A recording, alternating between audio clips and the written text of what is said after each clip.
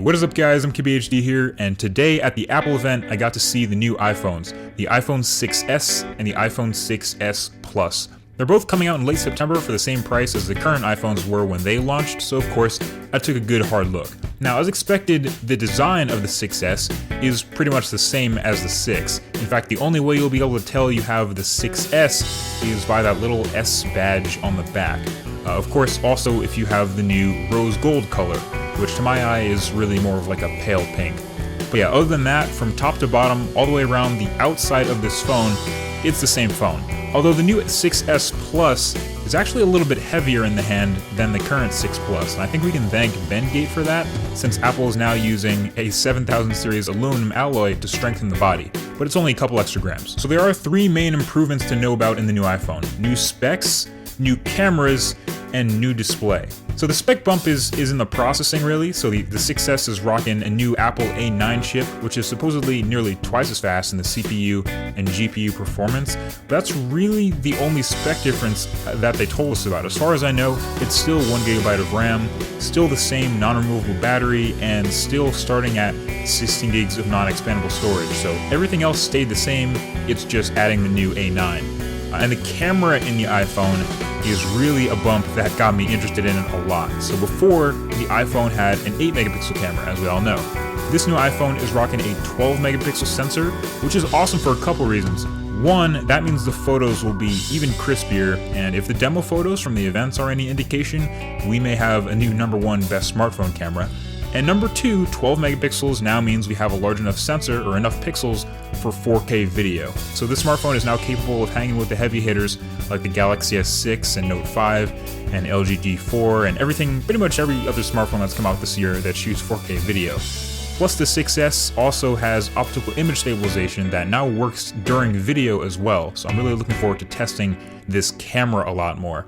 And as a bonus, the front-facing camera also got a nice little bump up to 5 megapixels, and it now uses the display as a dual-tone flash, according to the ambient light. Smart.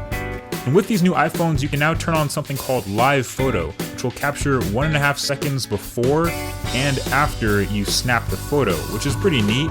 And you can view the live photo by pressing down on the photo in the gallery, which brings us to our third and final major change, and that's 3D touch. Not Force Touch, 3D Touch.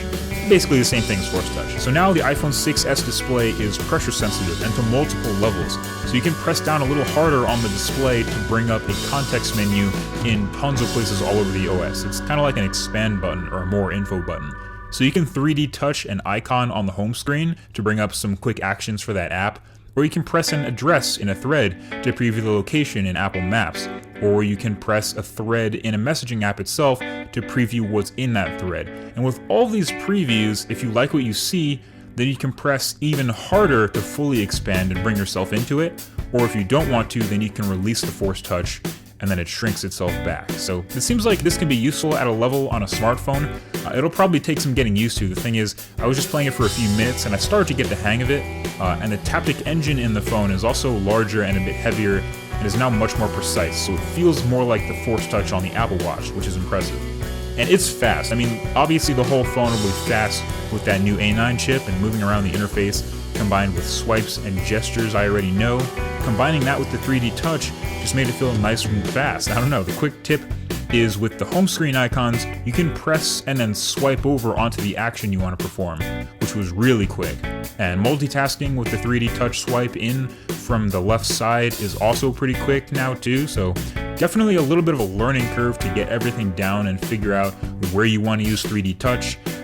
But it's promising. Also, third-party apps can and definitely will take advantage of this 3D touch too. So there was a couple things demoed. There was a game that can literally change weapons if you press the display harder.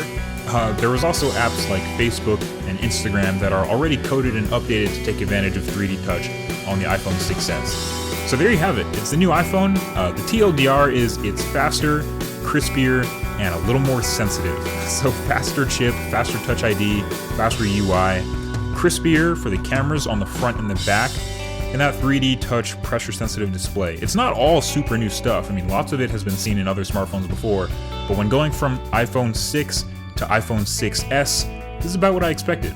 Anyway, the full review will come when I get to use this guy as my daily driver, so let me know with a comment what you guys want to see tested right below that like button, and I'll get to hear your thoughts.